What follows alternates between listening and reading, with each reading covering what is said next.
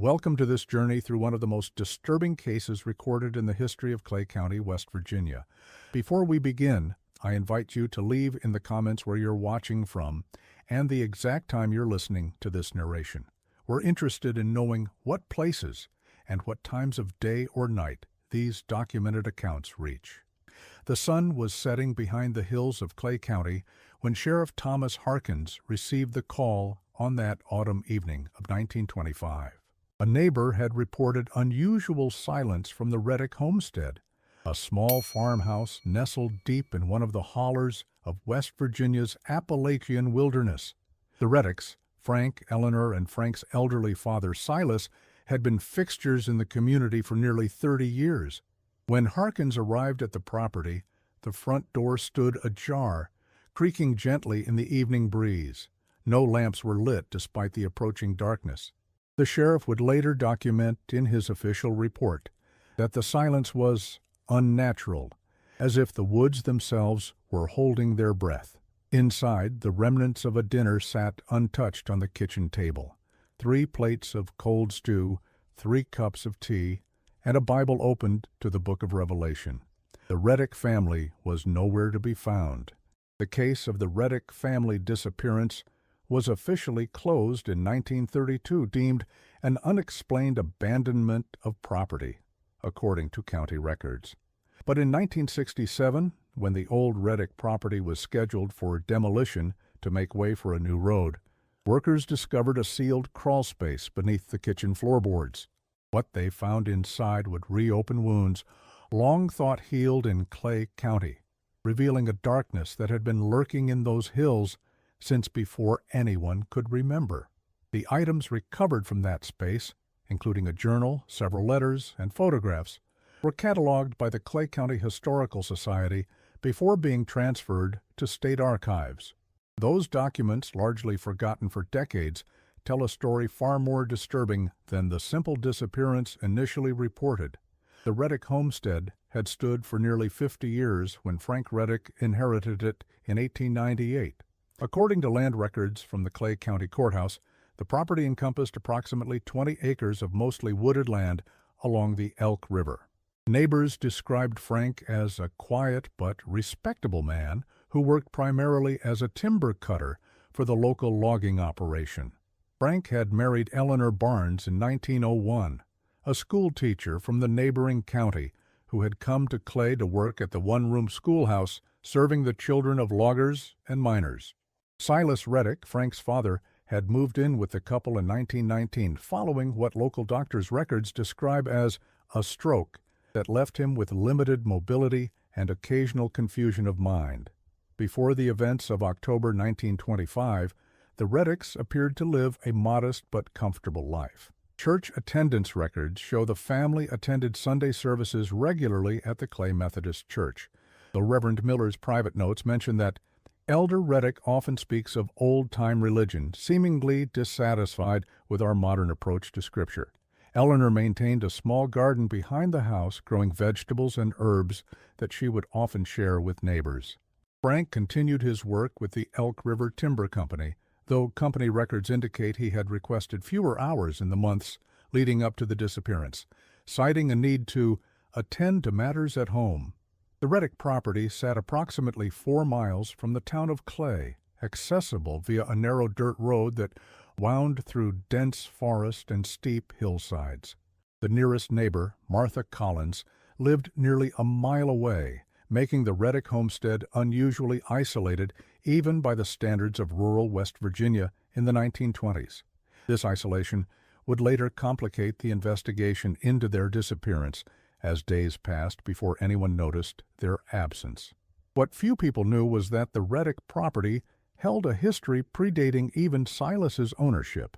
According to land survey documents from 1867, the property had previously belonged to a religious sect known locally as the Followers of the Pure Light, who had established a small community there in the 1850s before disappearing during the turbulence of the Civil War.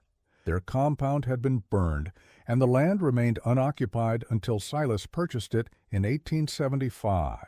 Whether the Reddicks knew of this history remains unclear.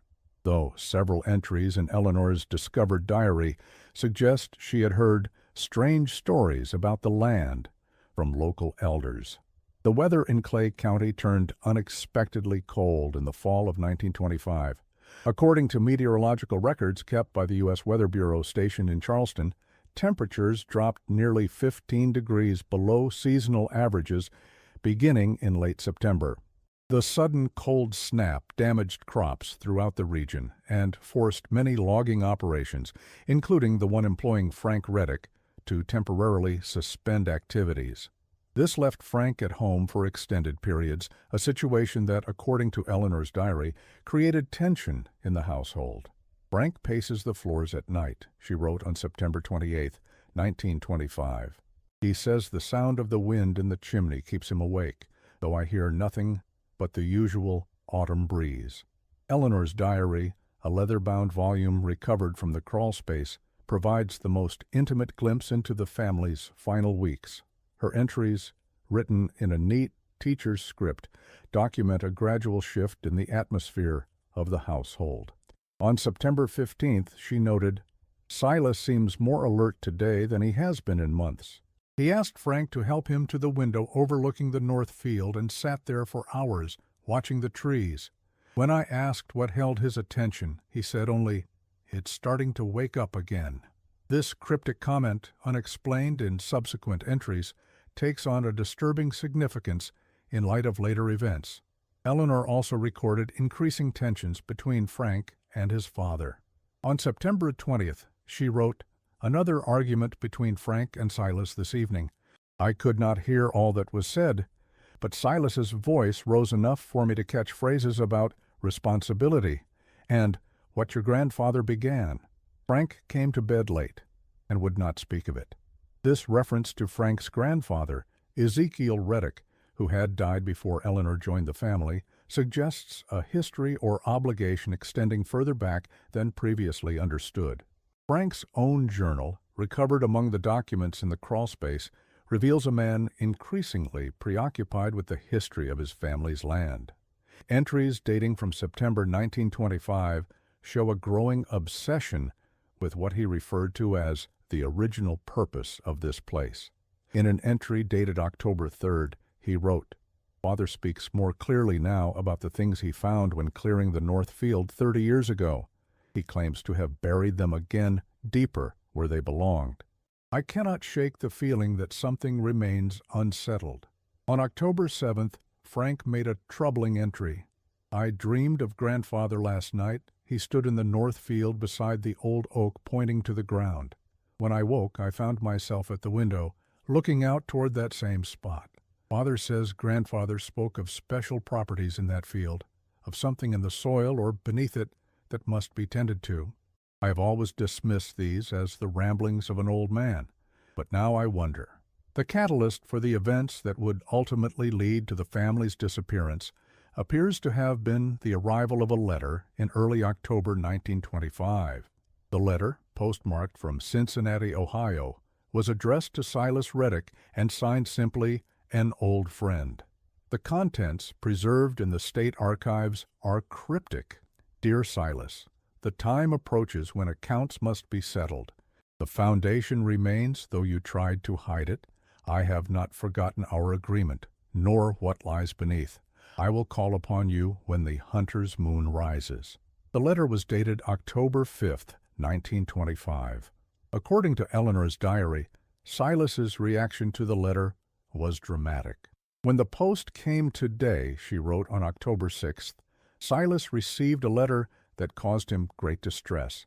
His hands trembled so violently that he could barely open the envelope. Upon reading its contents, he became very still, then asked to speak with Frank alone. They have been in Silas's room for over an hour now, voices low but intense. I fear it may be bad news about a relative, though Silas has no family left that I know of."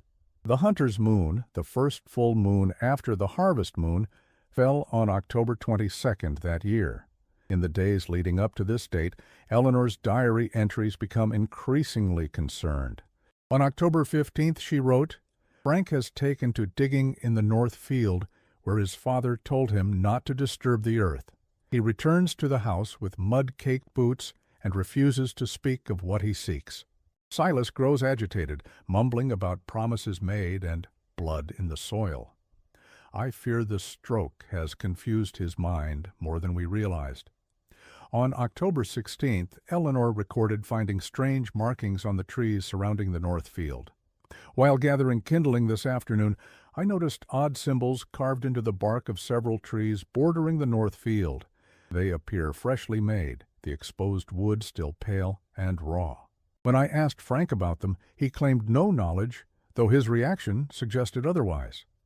Later I saw him examining one of the marks, tracing its outline with his fingers.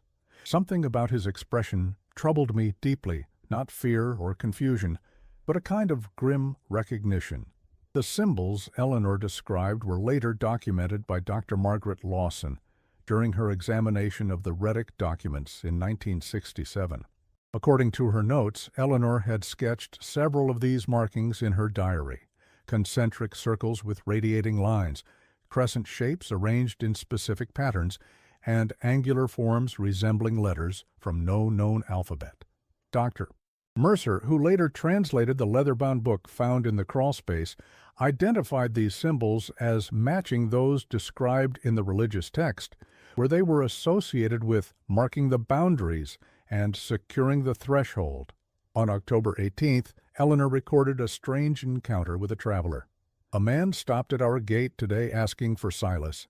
He was tall and thin, wearing a dark coat despite the afternoon heat. When I told him Silas was resting, he smiled in a way that made my skin crawl. "I'll return when he's ready," he said, and walked back toward town. Frank was in the north field again and did not see him. No visitors were officially recorded by neighbors or in town records for that date, though the clerk at the Clay Hotel did note the arrival of an unnamed businessman from Ohio who stayed for 3 nights before checking out on October 21st. Eleanor's description of the visitor is unsettlingly similar to accounts of Johannes Wechter found in local newspaper articles from the 1850s. A report in the Clay County Gazette from 1851 described the leader of the new religious settlement as a tall, slender man of European origin, with an intensity of gaze that many find discomfiting. Whether this similarity represents mere coincidence, Eleanor's unconscious incorporation of local lore into her perception, or something more troubling, remains impossible to determine. The days following the visitor's appearance brought increasing tension to the Reddick household. When I inquired about their purpose, Frank mentioned something about family papers and boundary agreements. They emerged dusty and disappointed, though later I heard Frank tell his father, "We still have time to prepare." Prepare for what, I cannot say, but the atmosphere in this house grows heavier by the day, as if a storm approaches that only they can sense. On October 20th, 2 days before the hunter's moon, Eleanor wrote of unsettling sounds coming from the north field. I was awakened last night by what sounded like voices singing or chanting in the distance. Eleanor's entry from October 19th notes, Frank and Silas spent the entire morning in the attic, searching through old trunks and boxes. The sound seemed to come from the direction of the north field, though when I looked out, I could see nothing in the darkness. Frank was not in bed beside me, and I found him standing on the porch, listening intently. When I asked what he heard, he claimed it was only the wind in the trees, but his expression was one of a man hearing something long expected and deeply feared. The final days before the family's disappearance show a household preparing for some significant event. Eleanor's entry from October 21st describes unusual activities.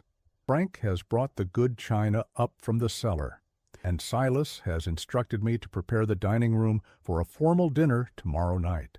When I asked about the occasion or whether we might expect guests, Silas merely said, "It is time to fulfill old promises." Frank spent the afternoon in town and returned with candles, salt, and a bottle of what appears to be expensive wine. He also purchased a new Bible, though we already have 3 in the house. The last entry in Eleanor's diary is dated October 26, 1925, the night of the hunter's moon. It reads simply, He has come. Frank recognized him from his childhood. Silas sits at the table, waiting, as if he has been expecting this moment for years. They speak of foundations and settlements. Frank says we must prepare a meal for our guest. The moon rises full tonight, and I fear what it illuminates in the hearts of men. This final entry, abrupt and foreboding, marks the last known communication from any member of the Reddick family. What transpired after Eleanor put down her pen remains a matter of conjecture, pieced together from physical evidence found at the scene and later discoveries in the sealed crawl space. The silence that fell upon the Reddick homestead was first noticed by Martha Collins, who delivered milk to the property twice weekly. Her statement to Sheriff Harkins, recorded in his investigative notes, describes arriving at the farm on the morning of October 23rd to find the house still as a tomb, with the door standing open and no sign of life. Collins reported that she called out several times before peering inside to see the untouched dinner on the table. It was as if they'd all stood up mid-meal and walked away, she told the sheriff. The chairs were pushed back from the table, and Silas's Bible lay open. But there wasn't a sound in that house except the ticking of the mantel clock. Collins' description of the scene inside the Reddick home provides several details not recorded in Sheriff Harkins's official report. The dinner plates contained what appeared to be roast beef, potatoes, and bread, all arranged with unusual formality. 4 places had been set at the table, though only 3 showed signs of use. A bottle of wine, rare in that Prohibition era, had been opened and partially consumed. Most notably, a circle of what looked like salt surrounded the table, broken only at the point nearest the front door. When Collins mentioned this detail to Sheriff Harkins, he reportedly dismissed it as spilled sugar or flour, though Collins insisted it formed a perfect circle around the dining table. Sheriff Harkins arrived at the property approximately 2 hours after Collins reported her discovery. His official report describes a thorough search of the house and surrounding buildings, finding no signs of violence or forced entry. All doors were unlocked and windows were secure. Personal belongings appeared undisturbed, with cash and Eleanor's few pieces of jewelry still in their proper places. The family's automobile remained in the barn, and there were no indications that they had packed for travel. The report concludes that the disappearance presents as voluntary but unexplained, with no evidence of criminal activity. However, Harkins's personal journal, donated to the Clay County Historical Society after his death in 1951, reveals details omitted from his official documentation. In an entry dated October 23, 1925, he wrote, "The Reddick place felt wrong somehow. No signs of struggle or violence, yet something about the atmosphere suggested a disturbance beyond physical traces. The open Bible, the abandoned meal, the chairs pushed back as if they'd all stood at once. It creates an impression I cannot articulate in official channels without seeming superstitious or unprofessional." Harkins also noted, but did not officially report, an unusual cold spot in the dining room. Despite the mild day and sunlight through the windows, the area around the dining table remained noticeably cooler than the rest of the house. Collins mentioned this as well, claiming she could see her breath when standing near the table, though nowhere else in the room. I observed no such phenomenon, but did note a distinct chill in that specific location. Likely a draft from the cellar, though I could identify no source. Sheriff Harkins organized a search party consisting of neighbors and loggers from the Elk River Timber Company. They combed the surrounding woods for 3 days, finding no trace of the family. The only unusual discovery, noted in Harkins's report but given little attention at the time, was a freshly disturbed area of soil in the north field, approximately 6 feet in diameter, where the earth had been dug up and then carefully replaced, as if someone had buried something and attempted to conceal their work. Given the family's disappearance, Harkins ordered the area excavated, but diggers found nothing but soil and a few old stones arranged in what appeared to be a circular pattern. With no evidence of foul play and no bodies discovered, the case eventually went cold. The search of the North Field did reveal one detail that later gained significance in light of the documents found beneath the house. According to the notes of Deputy Samuel Jenkins, who supervised the excavation, the stones found beneath the disturbed soil were arranged in a perfect circle, approximately 5 feet in diameter, with smaller stones placed at regular intervals around the perimeter. At the center lay a flat stone upon which someone had carved what appeared to be a crescent moon. Jenkins noted that one of the searchers, an elderly man named Thomas Green, became visibly distressed upon seeing the stone circle and refused to continue digging, claiming that such things should be left buried. Green, then in his 70s, was one of the few remaining residents who recalled the religious community that had occupied the land before the Reddicks. When questioned by Jenkins about his reaction, Green reportedly said only that the followers believed in opening doors best left closed and refused to elaborate further. His apparent recognition of the stone arrangement suggests a continuity of purpose or belief from the earlier community to whatever activities Frank Reddick had been engaged in before his disappearance. The years passed, and the Reddick property fell into disrepair. According to county tax records, the land reverted to state ownership in 1930 after 5 years without tax payments.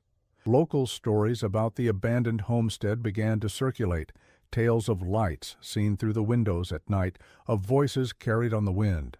Such stories were documented by folklorist William Price, who collected Appalachian legends throughout the region in the 1940s. In his collection, Mountain Whispers, Price noted that local residents avoided the property, believing it to be a place where the veil between worlds had worn thin. These superstitions ensured that the house remained untouched until the State Highway Project of 1967 necessitated its demolition. The discovery of the sealed crawl space beneath the kitchen floor on June 12, 1967, might have remained a footnote in local history had it not been for the presence of Dr. Margaret Lawson, a historian from Marshall University, who had been documenting historic structures before their demolition. Her detailed inventory of the items recovered provides the most complete record of what was found. A metal box containing Silas Reddick's military discharge papers from the Union Army, Frank's journal, Eleanor's diary, a collection of letters bound with twine, several photographs of the Reddick family, a map of the property with the North Field circled in red ink, and most notably, a leather-bound book with no title, written in a language that Dr. Lawson initially could not identify. The metal box containing Silas's military papers revealed a history not previously associated with the Reddick family. According to these documents, Silas had served not only in the Union Army during the Civil War, but had also been briefly assigned to a special detachment investigating unusual activities by Confederate sympathizers in the border regions of West Virginia. One document, marked confidential and bearing the seal of the War Department, referenced Silas's participation in the Clay County operation of 1863, the same year that the compound of the Followers of the Pure Light was destroyed. This connection suggests that Silas may have had prior knowledge of the property and its history before purchasing it in 1875, raising questions about his motivations and the nature of any agreement referenced in later correspondence. This untitled book would prove to be the most disturbing item recovered. When translated in 1968 by linguistics professor Dr. Alan Mercer, it was revealed to be written in an obscure dialect combining elements of German, Latin, and what Mercer described as ceremonial language, consistent with certain esoteric religious practices of the mid-19th century. The book appeared to be a record kept by the leader of the religious community that had occupied the land before the Reddicks. It detailed their beliefs and practices, which centered around what they called the thinning of barriers during celestial alignments. According to Dr. Mercer's translation notes, the text made repeated references to opening the way during specific lunar phases, particularly the hunter's moon. Mercer's translation revealed a worldview both complex and disturbing. The followers of the pure light apparently believed that certain locations, including the north field of what would become the Reddick property, served as thresholds or gateways between ordinary reality and some other domain or dimension.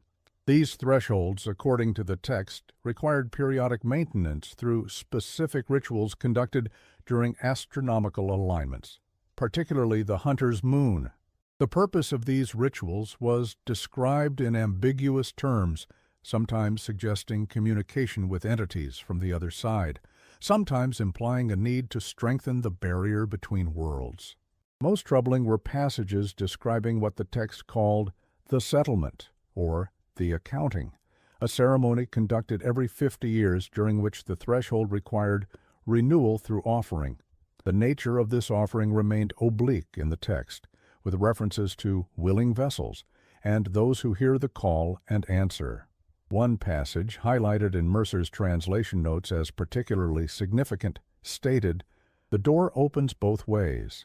What passes through requires anchor in our world, lest it wander untethered. The settlement provides this anchor, binding the traveler to purpose through willing sacrifice." The photographs found in the crawl space show the Reddick family in various settings around their property. Most appear to be typical family portraits of the early 1900s, though one image, dated 1922 on its reverse, shows Frank standing in the north field beside what appears to be a circular arrangement of stones. His expression, as noted by Dr. Lawson in her inventory, is one of evident distress or concern. Another photograph, undated but apparently taken inside the house, shows Silas seated at the kitchen table with an unidentified man standing behind him. The man's face is blurred, either by movement during exposure or some damage to the photographic paper. Written on the back in what graphologists later identified as Silas's handwriting are the words, "He returns to collect." A third photograph, dated September 1875, shows a much younger Silas standing beside another man in front of the newly purchased property.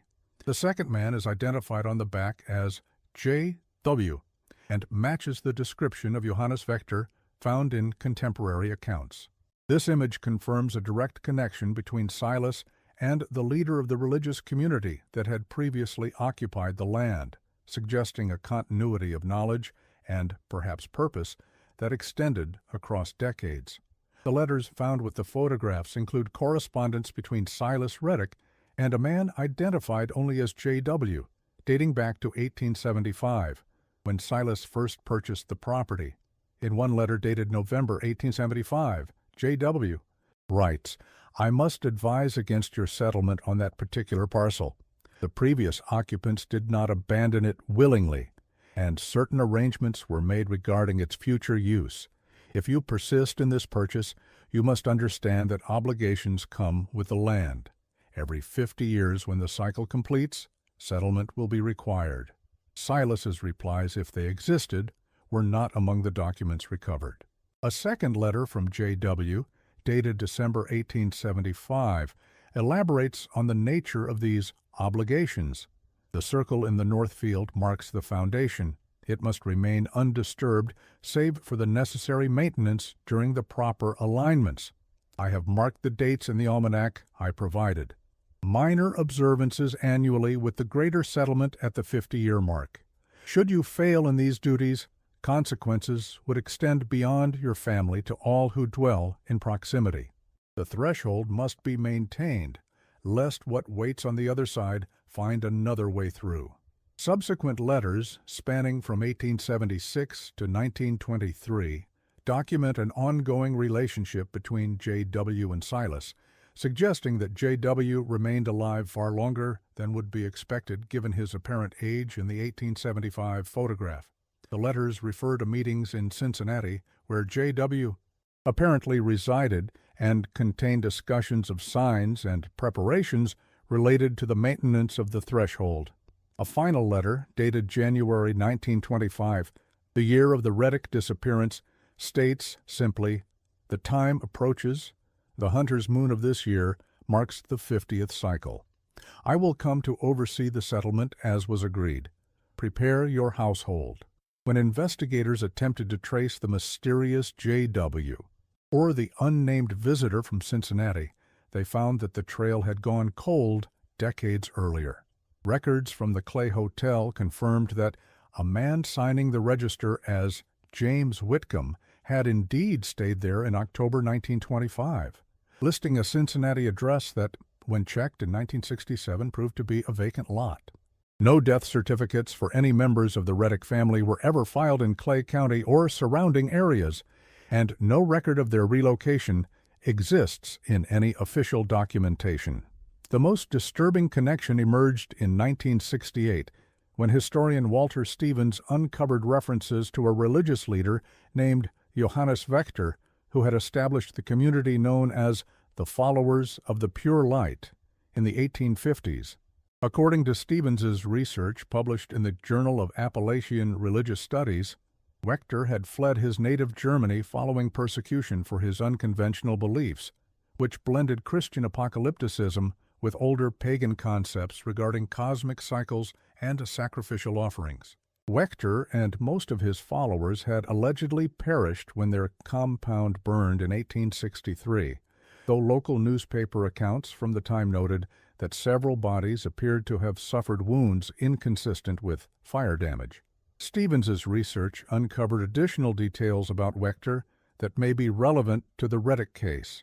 Before establishing his community in West Virginia, Vechter had been associated with esoteric societies in both Germany and the eastern United States. Documents in the archives of the University of Heidelberg indicate that he had studied ancient languages and astronomical alignments, developing theories about thin places where different planes of existence allegedly intersected.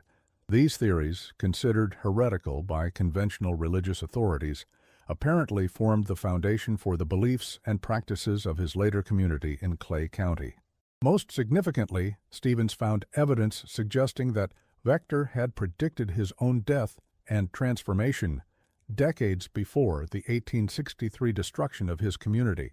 In a pamphlet distributed to followers in 1858, Vechter wrote of a passage to come and his eventual return in another form to complete the work begun. This concept of death as transformation rather than ending echoes themes in the leather-bound book found beneath the Reddick home and raises the disturbing possibility that the J.W. who corresponded with Silas Reddick might have believed himself to be a continuation or reincarnation of Johannes Vechter. The circular stone arrangement in the north field, which had been dismissed during the initial investigation, took on new significance in light of Stevens's findings. According to the translated text from the leather-bound book, the circle marked what the religious sect had called the foundation, a place where they believed the boundary between worlds was particularly thin. The text described ceremonies conducted within this circle during specific lunar phases intended to allow passage between realms. The final pages of the book contained a prophecy that when the 50th year comes, the gateway must be opened again, or that which waits will find another way through. The timing is particularly unsettling. The religious community had established their compound in 1875, exactly 50 years before the Reddick family's disappearance in 1925, and the hunter's moon of October the 22nd, 1925, marked the precise anniversary of what the book described as the first opening. Whether by coincidence or design, Silas Reddick had purchased land with a history he may not have fully understood until it was too late. Or perhaps he understood all too well. The military documents found with Silas's papers suggest he may have had prior knowledge of Vechter's community and its practices. If he participated in the Clay County operation that resulted in the destruction of the compound in 1863, he would have been aware of the site's history and possibly of any unusual features or beliefs associated with it. His subsequent purchase of the property in 1875, the year Vechter's text identified as the beginning of a new 50-year cycle, appears less coincidental and more deliberate in this context. This raises profound questions about Silas's motivations. Did he purchase the property to prevent others from continuing Wechter's work? Or did he acquire it precisely to maintain the practices described in the leather-bound book? The correspondence with J.W. suggests the latter, implying a commitment to maintaining the threshold and fulfilling the obligations associated with the property. Yet, without Silas's own testimony, his true intentions remain obscure, hidden beneath layers of time and selective documentation. Frank's journal entries from September and October 1925 reveal a man struggling with a family legacy he had only partially understood until the approaching deadline forced fuller disclosure. "Father finally told me everything tonight," he wrote on October 10th. "What began with my grandfather and continued through him now falls to me. The responsibility is heavier than I imagined, the stakes higher than mere property or family obligation." He speaks of boundaries and thresholds, of agreements made before my birth that cannot be broken without consequence. I find it difficult to believe, yet the evidence he presents, the book, the letters, the markings that appear in the north field during certain phases of the moon, suggest something beyond ordinary understanding. A subsequent entry, dated October 17th, shows Frank's increasing acceptance of his father's claims. "I visited the circle today and felt what Father described, a thinning as if the air itself had become permeable. When I placed my hand at the center, I sensed movement on the other side, a presence aware of my proximity. Father says this sensitivity runs in our blood, that grandfather chose this land precisely because he could feel what dwells beneath or beyond it. The visitor comes soon to complete what was begun 50 years ago. Father says we must be prepared to fulfill our part of the bargain." Dr. Lawson's final report, submitted to the West Virginia Historical Society in 1968, stops short of speculation about supernatural explanations. Whatever occurred at the Reddick homestead in October 1925 remains unknown, she wrote. The evidence suggests a complex intersection of family history, local folklore, and possibly deliberate deception. The disappearance may have been voluntary, perhaps to escape debts or other obligations, or the result of foul play connected to the mysterious visitor from Cincinnati. Without bodies or witnesses, we can only piece together fragments of a story that remains fundamentally incomplete. The case was briefly reopened following these discoveries, but with no new evidence and the primary crime scene long since destroyed for highway construction, the investigation again reached a dead end. The artifacts recovered from the crawl space were cataloged, photographed, and stored in the state archives, where they remained largely forgotten until a graduate student researching Appalachian folk religions requested access to them in 1964. By then, most people connected to the original case had died or moved away from Clay County. Yet questions persist. In the winter of 1967, highway workers reported unusual difficulties with the section of road constructed over the former Reddick property. According to maintenance records, that stretch developed cracks and sinkholes at an unusual rate, requiring repeated repairs. Engineers attributed the problems to unstable soil conditions, though core samples taken in 1968 showed no obvious geological issues. More troubling were the reports from night shift workers of voices on the wind and shapes moving just beyond the headlights. These accounts were officially dismissed as fatigue or imagination, though several workers requested transfers to different projects. Robert Jenkins, who supervised the night shift during the winter of 1967-68, later told folklorist James Harrison that his crew had encountered persistent problems with equipment when working on the section overlaying the north field. Batteries would drain for no reason, he recalled. Radios picked up nothing but static, or sometimes what sounded like voices speaking in a language none of us recognized. One night, Tom Hadley's bulldozer shut down completely while clearing the area where they'd found those stones buried. When we checked it the next morning, nothing was mechanically wrong.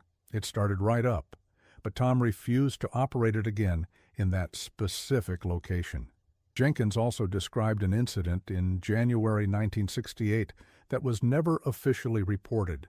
We were laying asphalt over what would have been the north field when three of the crew claimed to see someone standing at the edge of the woods watching us.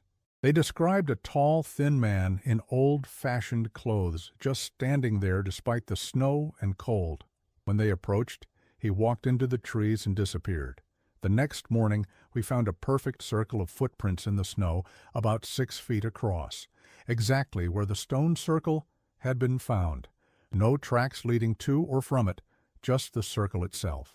The county engineer said it was probably kids playing a prank, but none of us believed that. Perhaps most unsettling is what happened to those who handled the artifacts from the crawlspace. Dr. Lawson, who had spent the most time examining the items, died unexpectedly in her home in 1969, apparently of natural causes, though she was only 42 years old. Dr. Mercer, who translated the leather-bound book, suffered a nervous breakdown in 1968 and spent several years in a psychiatric facility before emerging with what colleagues described as a profound reluctance to discuss his previous research. The graduate student who later accessed the materials reportedly abandoned his studies entirely, moving to Oregon where he became a reclusive artist known for disturbing paintings of circular stone arrangements under moonlight. Before her death, Dr. Lawson confided certain concerns to her colleague, Dr. Elizabeth Hart, that were not included in her official report. According to Hart's memoir, published in 1982, Lawson had become convinced that the Reddick disappearance was connected to a larger pattern of unexplained events in the region. Margaret told me she had identified at least 3 other cases of families vanishing under similar circumstances. Hart wrote, "All occurred in October, all involved properties with histories of unusual activity, and all happened at 50-year intervals, 1775, 1825, 1875, and 1925. She believed the Reddick case was not isolated but part of some larger cycle she was still working to understand. Her sudden death a month after sharing these findings with me remains troubling, particularly given her previous good health. Dr. According to hospital records obtained by Walter Stevens under a research exemption, Mercer was admitted after being found wandering near his campus office in a state of extreme agitation, claiming that something followed me from the text, and that he could hear voices speaking from the other side of a door that shouldn't exist. During his treatment, he reportedly experienced vivid hallucinations involving circular stone arrangements and a tall, thin figure who would stand at the foot of his bed speaking in the same obscure dialect found in the book. Mercer's breakdown came shortly after completing his translation of the leather-bound book. Mercer's attending physician noted that these hallucinations occurred most intensely during the full moon and gradually diminished as treatment progressed, though they never entirely disappeared. The highway that now passes through where the Reddick home once stood bears no marker, no indication of the history buried beneath its asphalt surface. Local residents still speak of the Reddick disappearance, though the story has been distorted by time and retelling, evolving into just another ghost story in a region rich with such tales. Yet for those who have studied the primary sources, the journals, letters, and photographs preserved in state archives, the case remains troublingly tangible, a mystery with too many concrete details to dismiss as mere folklore. In 1975, exactly 50 years after the Reddick disappearance, Highway Patrol Officer David Martinez reported an unusual incident near the former Reddick property. According to his official report filed on October 22, 1975, Martinez was driving along Route 4, the highway built over the former Reddick land, at approximately 11:30 p.m. when he noticed 3 figures standing by the roadside. Thinking they might be stranded motorists, he pulled over to offer assistance. As he approached, he observed that the figures, 2 men and a woman, were dressed in old-fashioned clothing that seemed inappropriate for the cool October night. When his headlights illuminated them more clearly, all 3 turned to look at him with what he described as blank expressions, like people waking from a deep sleep. Martinez reported that when he called out to ask if they needed help, the figures turned and walked into the woods without responding. Concerned, he followed them with his flashlight, but found only empty forest and an unusual arrangement of stones in a circular pattern that he was certain had not been there during his patrol the previous evening. Martinez's report was largely dismissed by his superiors, who suggested he had fallen asleep at the wheel and experienced a hypnagogic hallucination. The stone circle, he reported, was never officially documented, and subsequent patrols found no trace of it. Martinez requested a transfer to another route shortly thereafter and refused to discuss the incident in later years. What makes this report particularly disturbing is that Martinez had no known connection to the Reddick case, and, according to colleagues interviewed by folklorist James Harrison, had never expressed any interest in local history or legends. His description of the three figures, two men of different ages and a woman, matches the composition of the Reddick family, though he did not identify them as such. The timing of the sighting, exactly 50 years after their disappearance, and on the night of the hunter's moon, aligns with the cycle described in the leather-bound book and the correspondence between Silas and J.W. Local reaction to Martinez's report was mixed. Most dismissed it as imagination or an attempt to explain away falling asleep on duty. But older residents noted the timing and expressed concern about the implications.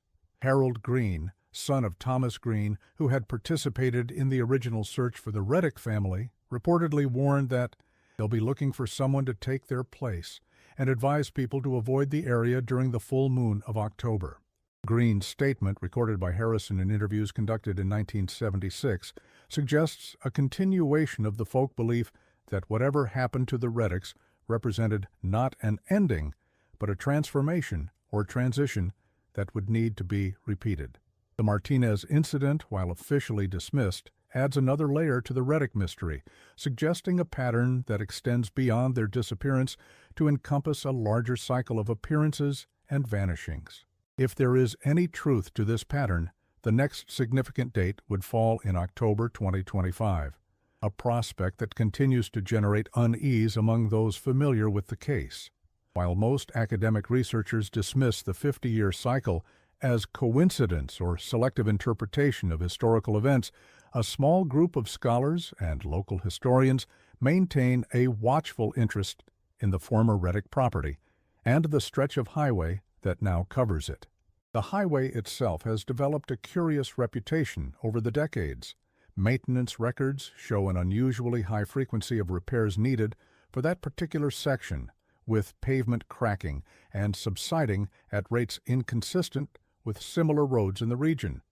Engineers attribute these issues to the limestone caverns beneath the roadbed, though some have noted that the problems occur most frequently in the area corresponding to the north field of the former Reddick property.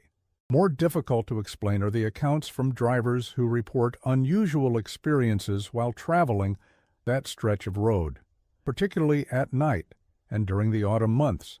These reports, collected informally by folklorist James Harrison for an unpublished study in the 1990s, include descriptions of sudden temperature drops inside vehicles, radio static that resolves into what sounds like distant voices, and brief glimpses of figures standing among the trees beside the road. While such accounts can be attributed to suggestion and the power of local legend, their consistency and the reluctance of many witnesses to publicize their experiences give them a troubling credibility. The geological and topographical features of the Reddick property may provide a partial explanation for some of the phenomena associated with the site. According to surveys conducted for the Highway Project in 1967, the Northfield sits atop an unusual limestone formation containing several small caves and underground streams. Such karst topography is common in parts of West Virginia and can produce sinkholes, unexplained sounds as water moves through underground chambers, and occasionally methane emissions that might appear as lights or fires under certain conditions. These natural features could explain some of the phenomena reported over the years, The strange sounds that disturbed Josiah Campbell, the lights seen on the night of the Reddick's disappearance, and the persistent local belief that the property was somehow different from surrounding lands. A geological survey conducted in 1968 by Dr. Robert Thornton of West Virginia University identified several unusual features beneath the North Field.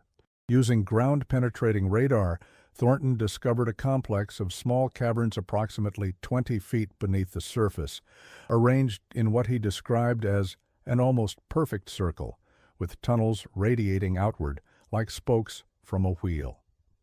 This natural formation, while not unique in karst landscapes, is unusually symmetrical and corresponds precisely with the location of the stone circle found during the search for the Reddick family. Whether this represents coincidence or deliberate placement of the stones to mark the cavern beneath remains unclear.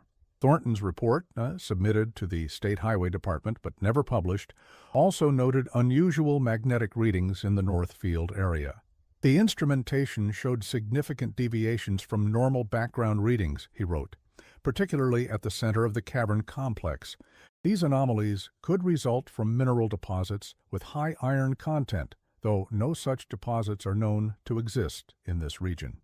Alternative explanations might include buried metallic objects of significant size or naturally occurring phenomena not yet understood by current geophysical models. These geological anomalies, while interesting, cannot account for the pattern of 50-year cycles, the consistent focus on the North Field stone circle, or the carefully preserved documents suggesting that Silas Reddick knowingly entered into some form of agreement regarding the property. The intersection of natural features with human belief and possibly deliberate manipulation creates a complex tapestry that defies simple explanation. Anthropologist Dr. Karen Mitchell, who studied the Reddick case as part of her dissertation on Appalachian folk beliefs in 1982, proposed that the site represented a liminal space in local consciousness, a place perceived as existing between different states or conditions. Such spaces, she wrote, accumulate stories and beliefs that reflect deep cultural anxieties and existential concerns.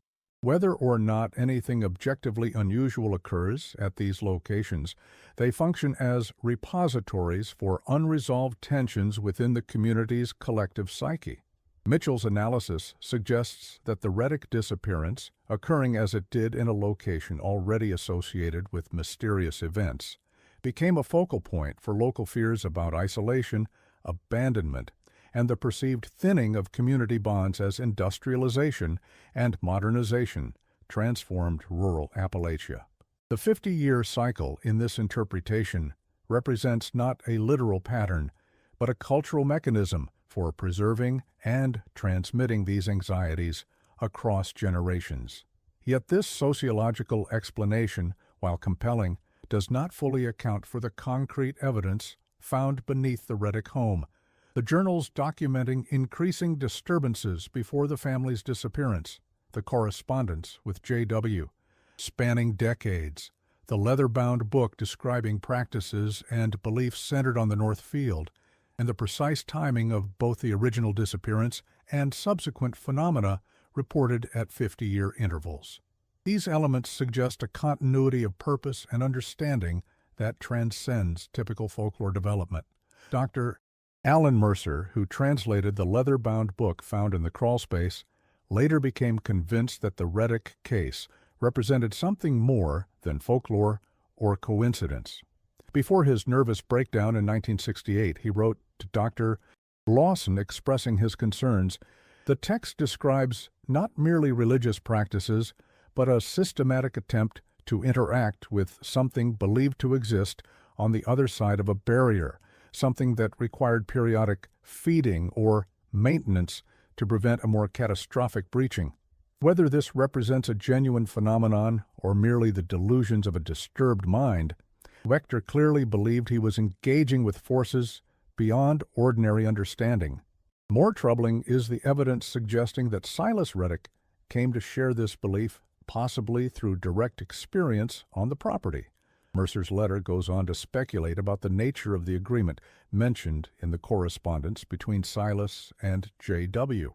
The references to settlement and accounts suggest a transaction or exchange of some kind. What could Silas have promised, and to whom? The pattern of 50-year cycles implies a continuing obligation, passed from one owner to the next. The Reddick's disappearance may represent the fulfillment of that obligation, whether voluntarily or through coercion remains unclear. This interpretation gains credibility when considered alongside Frank's final journal entry, in which he writes of his father's insistence that what was started 50 years ago must be finished. The reference to doors that once opened cannot be closed again suggests an awareness of consequences beyond the immediate situation. Whether Frank understood these consequences as supernatural, psychological, or simply the result of human malice is impossible to determine from the available evidence. Perhaps most significant is what happened to the artifacts recovered from beneath the Reddick home. According to State Archive records, the collection, including the journals, photographs, letters, and the leather-bound book, was properly cataloged and stored in 1968. However, when Dr. Emily Chen, a religious studies professor from West Virginia University, requested access to the materials in 1997, archive staff were unable to locate several key items, including Wechter's book and the photograph showing Silas with the unidentified visitor. An internal investigation concluded that the missing items had probably been misplaced during a reorganization of the archives in the 1980s, though no record of their new location was ever found. The remaining Reddick documents were restricted from public access in 1998, ostensibly for preservation purposes. Dr. Chen, who was granted limited access to what remained, noted in her research diary that several of the journal entries she was able to view appeared to differ from the transcriptions made by Dr. Lawson 30 years earlier, with certain passages apparently altered or removed.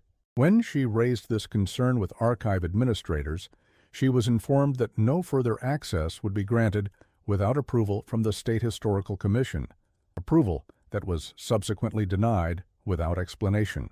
This apparent suppression of information has led to speculation about official concern regarding the Reddick case and its potential impact on local tourism or property values. Others suggest more mundane explanations: budget cuts affecting archive maintenance, normal bureaucratic friction, or simple mishandling of fragile historical materials.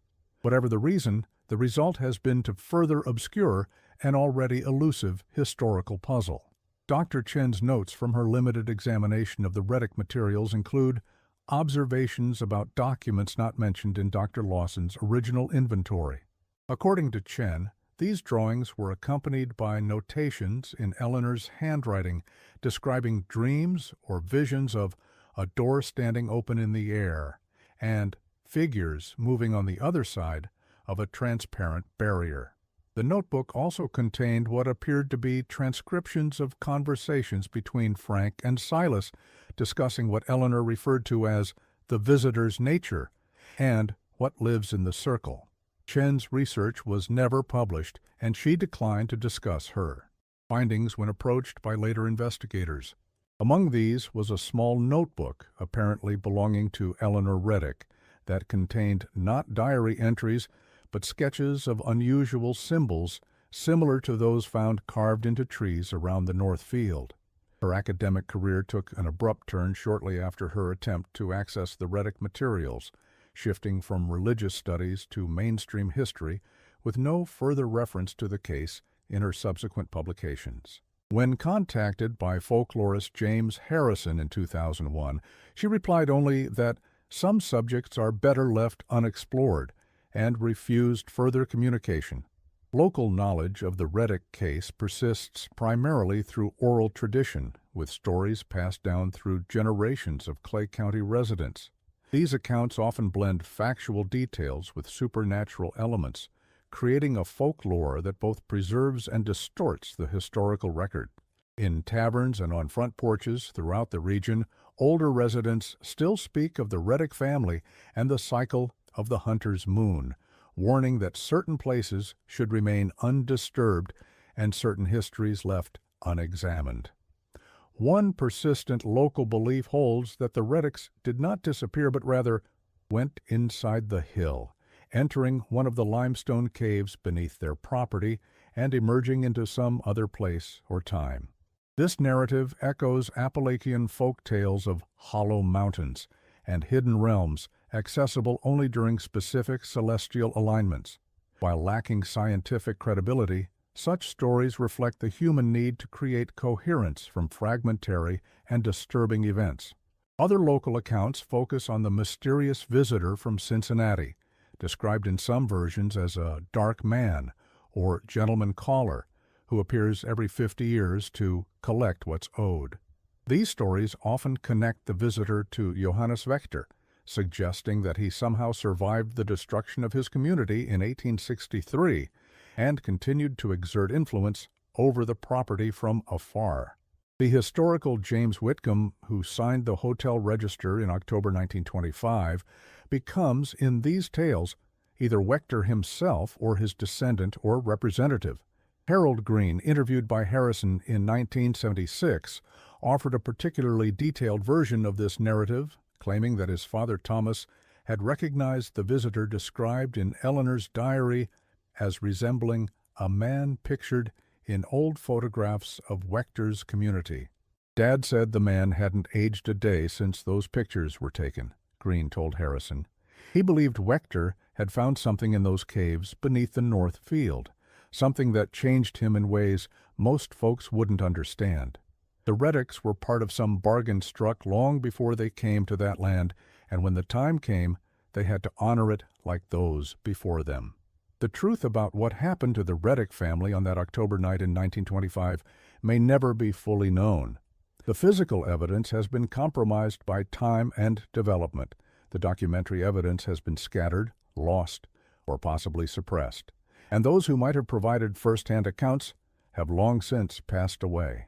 What remains is a tapestry of facts, conjectures, and legends that continues to resonate with those who encounter it.